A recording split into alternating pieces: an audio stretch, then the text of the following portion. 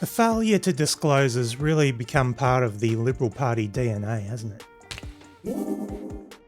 There's a saying that a fish rots from the head. Paints quite a vivid image, but essentially it means that if an organisation seems rotten, the problem usually stems from the top. And for the Coalition, Peter Dutton is that head. We've all seen the stories about his property wheelings and dealings, but much of it has often been obscured behind family trusts. Well, Four Corners have put in the work and confirmed what I guess many people had suspected, and that is Peter Dutton has made a shitload of money buying and selling properties and childcare businesses. And more than that, he failed to disclose that he was the beneficiary of a family trust for a 2-year period. This isn't the first time that Dutton's failed to declare his interests either. You might remember that time he forgot to declare $1 million property as well. I mean, who amongst us hasn't forgotten they own $1 million property, right? Then there was the whole kerfuffle around his publicly funded childcare businesses the last time the Coalition were in power. You may recall that 2 of his childcare centres received $5.6 million in public funding. This called into question his very eligibility to sit in Parliament. As 10 News revealed on Monday, Peter Dutton has a beneficial interest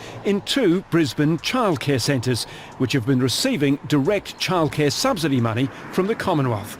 Section 44 of the Constitution disqualifies any MP from having any direct or indirect pecuniary interest in an agreement with the Commonwealth. It's on its face that Mr Dutton is in a position where there are at least questions to be answered. New details secured under Freedom of Information indicate the 2 centres have received more than $5 million in Commonwealth funding since 2010. Dutton would eventually drop his personal interest in the family trust in 2019, but only after a hell of a lot of media pressure. But I mean, the trust is still in his wife's name, so... And when it comes to disclosure, perhaps the Coalition's biggest failure there of all is their failure to disclose any costings for their policies ahead of the election.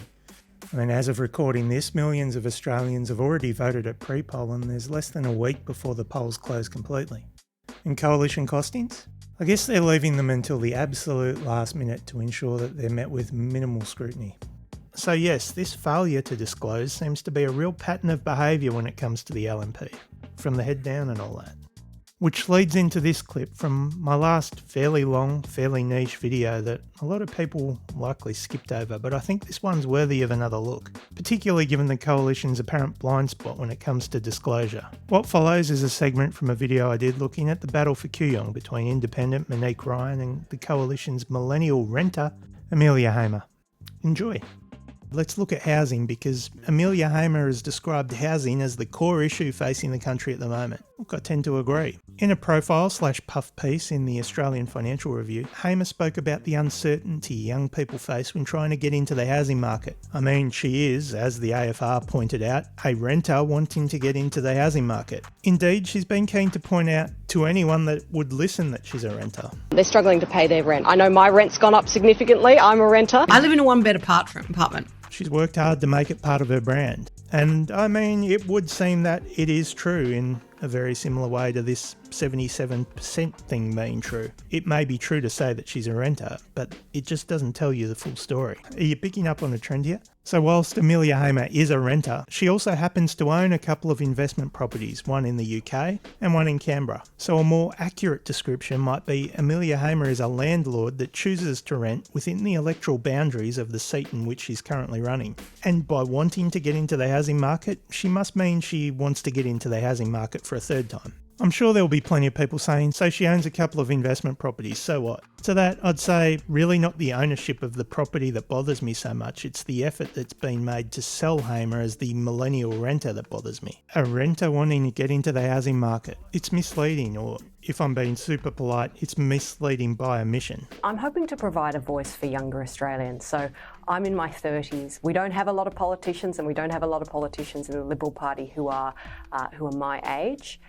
And what I want to do is, people in their 20s and people in their 30s in Kooyong and, in around Australia are sort of feeling like they're getting a bit of a raw deal. And I want to be able to listen to those people and advocate for them on issues that are important to them. And the Liberal Party were clearly keen to sell the image here, a young, successful woman, and given their well-documented women problem, that's a big tick already. A renter who understands the struggles of her fellow millennials. How do you do, fellow kids? What? Which, it needs to be said, make up a good slab of Kooyong voters. But unlike many other people her age, it would appear as though Amelia has options. I mean, she could sell off one or both of her investment properties and purchase something within Kooyong, for example. I mean, that is, if she's looking to settle in Kooyong. Maybe she's just waiting to see how the election pans out, who knows. I guess to be fair to her, at least she's renting in the electorate already and isn't just saying that she'll move there if she wins. We've seen that before. And if you were still feeling sorry for Amelia Hamer and her struggle to get into the housing market, and you're willing to look past the 2 investment properties she already owns, then it's probably best to hold your horses, because it turns out she's also a beneficiary of a $20 million trust fund. At this point, I think it's pretty reasonable to say that whilst Hamer may be a renter, it would appear as though that's more by choice than necessity, which might make her a little less relatable to her fellow kids. How do you do, fellow kids? Which I would guess might be one reason to focus more on the renter persona and for her not to really bring up the landlord/trust fund baby thing when doing the media rounds. If there was one criticism of Josh Frydenberg that seemed to resonate with voters last time around, and a criticism that probably stung him a little bit personally, it was that he'd abandoned his electorate. This couldn't have been summed up any better than by the image of his empty chair at the Kooyong Candidates Forum last election, where he'd failed to turn up. Very iconic. And true to Liberal form, Amelia Hamer followed in those proud footsteps by pulling out of this year's Kooyong Candidates Forum at the last minute. If you want to run for public office, don't run away from an interview or a debate. The reason that she gave was pretty flimsy. Essentially, she blew off the 500 odd people that had turned up to the Candidates Forum to join a phone conference call type thing with Angus Taylor. And that whole thing seemed hastily slapped together, given Team Amelia appeared to have only pushed out the SMS invitations roughly 15 minutes before she'd been scheduled to take the stage at the Candidates Forum. I know, I'm a cynic, but to me, this sure as hell looks like some senior libs jumping in to provide some cover in order to give their candidate a reason to pull out of the forum at the last minute. And maybe that seems a little tinfoil hat to you, but it doesn't look like the Liberals are all that keen on having Amelia venture out alone, unless it's to pop up on their extended PR arm. But back on housing, it's worth pointing out that Hamer is a bit of a contradiction. She wants to help more locals achieve the dream of home ownership.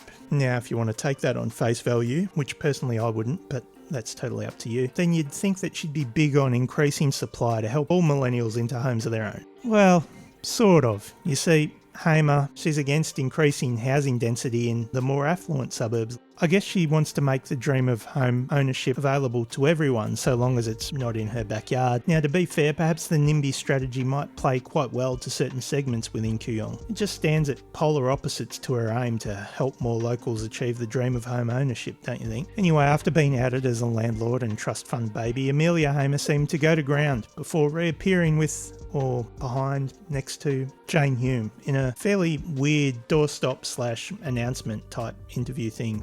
The elusive Liberal candidate for Kooyong has broken her silence. Sorry to cut in here, but I'm not sure it's a great sign when Channel 9, which generally skews more toward the LNP end of the spectrum, is describing you as elusive, but carry on.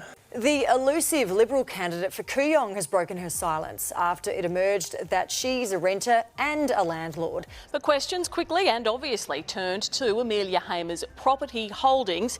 A lot of her campaigning has her tagged as a renter, with no mention of her being a landlord in both Canberra and in London. But Ms Hamer denies that has damaged her chances. I think the reality is people acknowledge you can be both. You can be renting and you can also own a property. We also talk about the struggles of being a landlord in the state of Victoria at the moment, because that is really, really hard.